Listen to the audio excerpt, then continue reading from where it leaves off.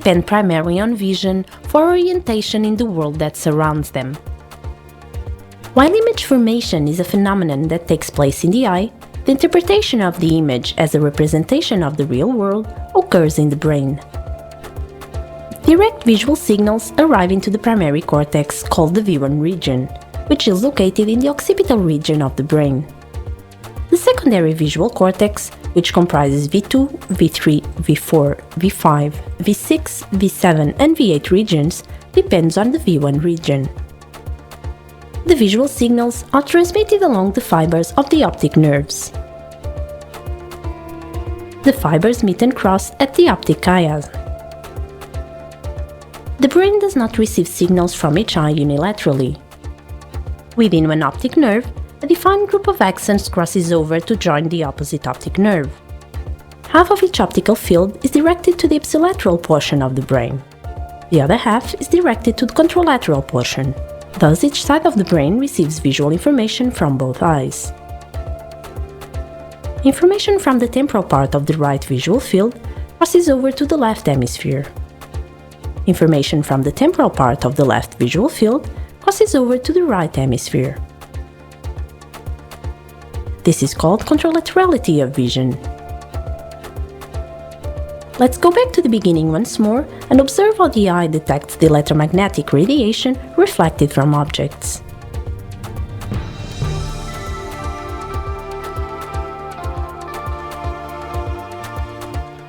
Light passes through the cornea, pupil and lens on its way to the retina, where the visual scene is focused.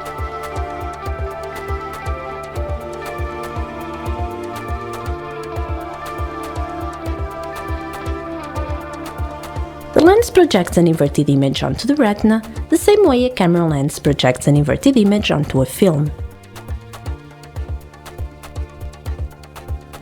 The retina is a highly specialized neuronal tissue.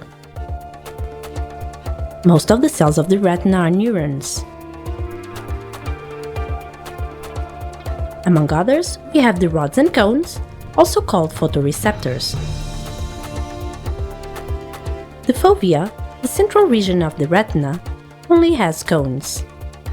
These require high levels of light to generate signals, thus they work best in daytime conditions. Cones are responsible for color vision and high visual resolution. Color vision relies on the wavelength specificity of cones, which respond to narrow bands of color, and also depends on cortical structures which sort the proportional response of the different types of cones. In the peripheral regions of the retina, rods greatly outnumber cones. Rods are beta contrast sensors and have a major role in peripheral vision.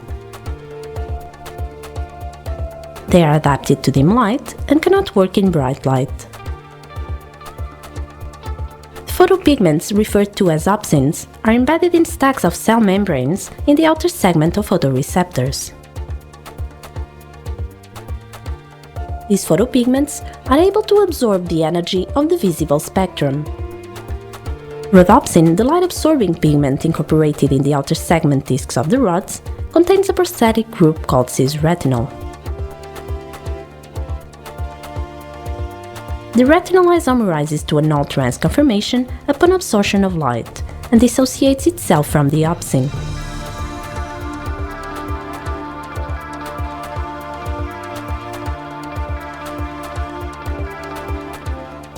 Rhodopsin binds to and activates the G protein transducin. The activated alpha subunit of transducin binds to the cyclic GMP phosphodiesterase.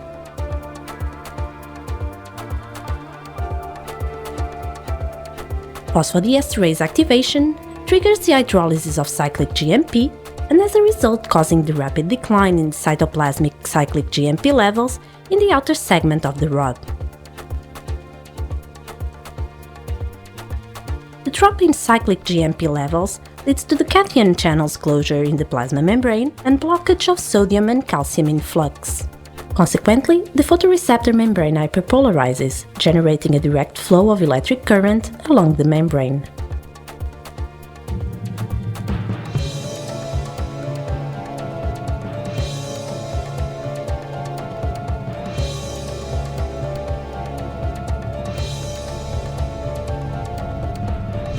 In the dark, the depolarized rod releases glutamate. The neurotransmitter release is halted when the hyperpolarization reaches the synaptic terminal.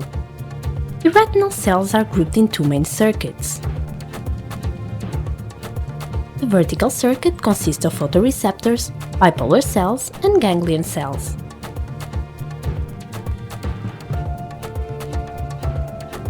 The modulation circuit consists of horizontal and amacrine cells.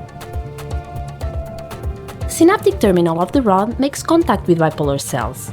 These synapses may be modulated by horizontal cells. The reduced glutamate release activates the bipolar cells that are hyperpolarized in the dark and respond to light increments. These are called on circuits.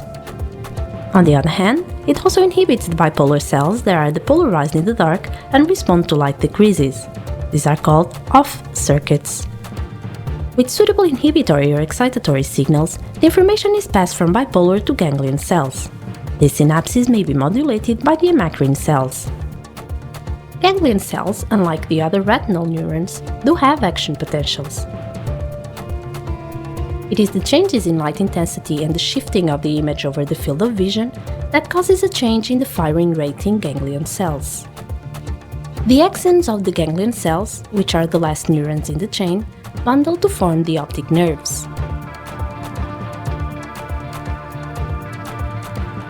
That marks the beginning of transmission to the visual processing centers of the central nervous system. A key intermediate way station is the dorsolateral geniculate nucleus, one of the thalamus neuronal nuclei. This region of the brain is the site of synapses between the axons of the ganglion cells and a set of cortical thalamic neurons whose projections radiate and carry the signal into the visual cortex.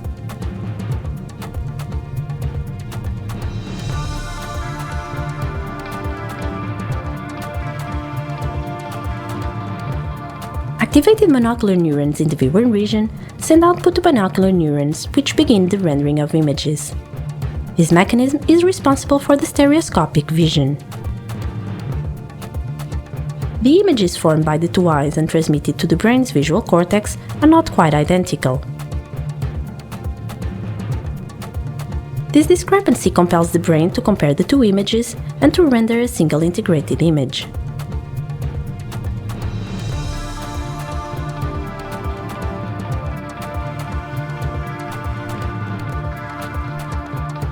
Because the information is interpreted in the visual cortex, we may well say that this is where the true vision resides.